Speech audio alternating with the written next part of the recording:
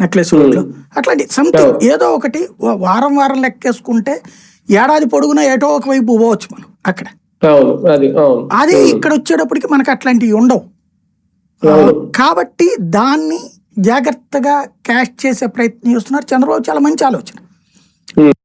Tourism aspect లో బాబు super, no doubt అందులో. జగన్ టైంలో ఫెయిల్ అయ్యింది, చివరిలో తేరుకునే లోపు మిస్ అయ్యింది అదే టూరిజం.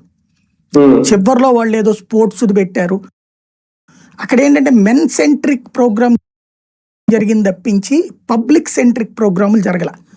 లైక్ జగన్మోహన్ రెడ్డి ఉన్నప్పుడు దసరాకప్పుడు ఒక A1 కన్వెన్షన్ సెంటర్లో ప్రోగ్రాములు, లేకపోతే సంక్రాంతికి ప్రోగ్రాములు ఇట్లాంటి అప్పుడు కూడా చేశారు. కాకపోతే జగన్ చుట్టూతానే జరిగేది ప్రోగ్రామ్. పబ్లిక్ పార్టిసిపేటెడ్ ప్రోగ్రామ్స్ అనేది ముఖ్యం. ఇప్పుడు దసరా నవరాత్రి ఉత్సవాలప్పుడు కొండ మీద హడావిడి జరిగేటప్పుడు ఇదివరకు ఏంటంటే ప్లేస్ ఉండేది కాదు కొండ కింద, బికాజ్ ఆ రోడ్డు అంతా కూడా అదే హైవే. ఇప్పుడు పైన ఫ్లైఓవర్ కట్టేశాక ఆ కింద స్టాల్స్ పెట్టేయచ్చు, ఓ సంతలాగా ఉంటది.